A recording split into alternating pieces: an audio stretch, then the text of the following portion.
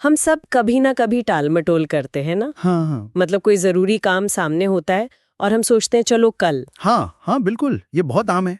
तो आज हम इसी पर बात कर रहे हैं। डेरियस फरोक्स की एक किताब है आज ही करें टाल-मटोल पर विजय।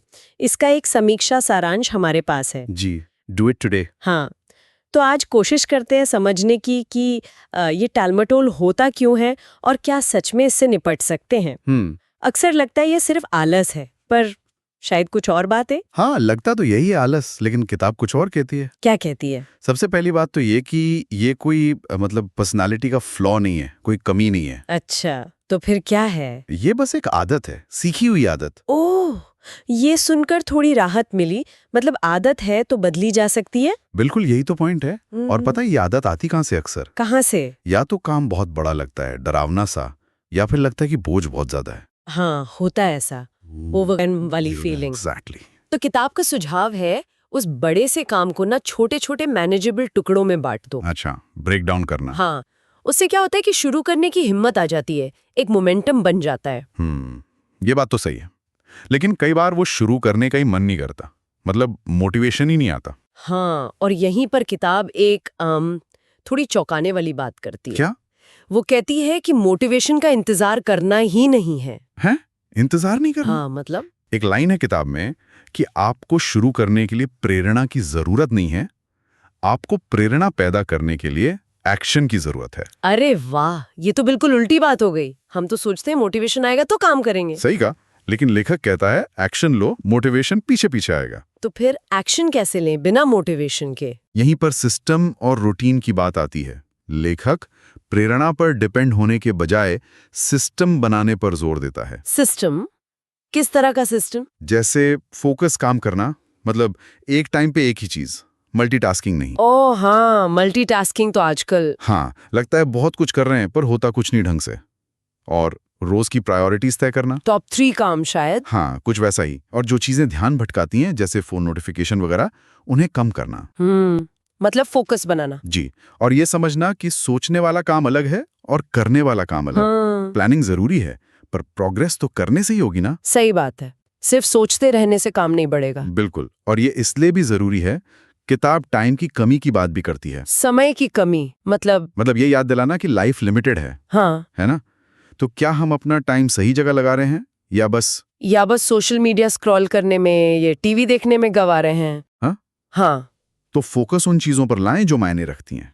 ये थोड़ा सीरियस रिमाइंडर है पर शायद जरूरी है। बिल्कुल, और इसी से जुड़ी एक और चीज है, परफेक्शनिज्म। ओह, परफेक्शनिज्म। हाँ, ये भी एक जाल है। बहुत बड़ा।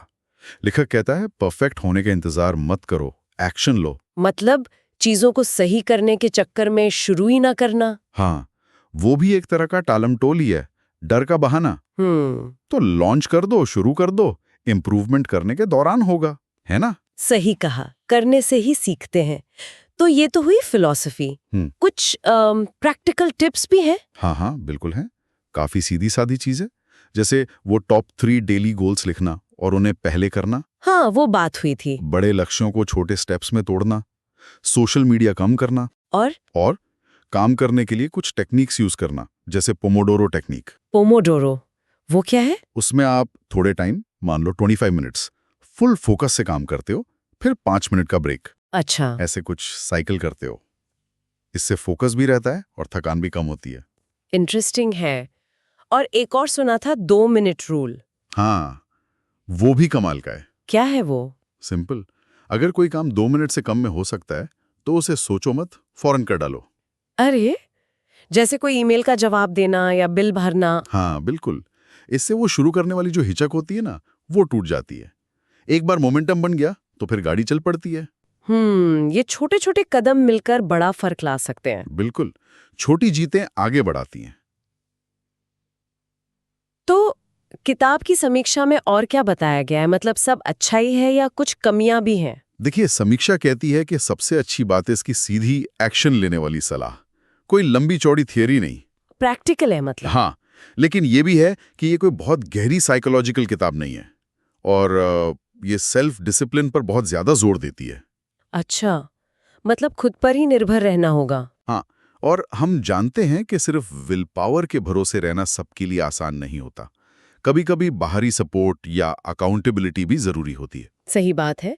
तो ये किताब किन लोगों के लिए सबसे ज्यादा फायदेमंद हो सकती है? मेरे ख्याल से जो लोग अपनी रोजमर्रा की टालमटोल से परेशान हैं, जैसे स्टूडेंट्स, प्रोफेशनल्स, एंटरप्रेन्योर्स, या क्रिएटिव लोग जो परफेक्शनिज्म में फंस जाते हैं। हाँ बिल्कुल, जिन्हें तुरंत लागू करने वाले सीधे साधे तरीके चाहिए, उनके लिए ये काफी अच्छी है। समीक्षा में 4.5 स्टार मिले हैं इसे। 4.5 ये तो काफी अच्छी रेटिंग है। हाँ, तो अगर इस पूरी बातचीत को समेटें तो मुख्य सीख क्या निकलती है, क्या टेक अवे है? मेरे हिसाब से सबसे बड़ी बात यह है कि टालमटोल से लड़ने के लिए किसी बड़े दिन या मोटिवेशन का इंतजार नहीं करना है। आज ही करना है, जैसे किताब का नाम है। बिल्कुल, छोटे लगातार कदम उठाने हैं आज से, अभी से। और सिस्टम बनाने हैं प्रेरणा पर निर्भर रहने के बजाय। जी, और परफेक्शन को भूलकर एक्शन पर फोकस करना है। ये सुनने में तो करने लायक लगता है। लगता है कि यार यहाँ सब सुना कुछ है मैंने इन सब के बारे में।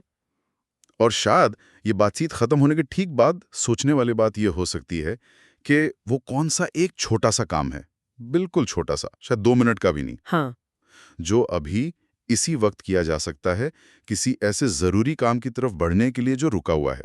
वाह, ये तो सोच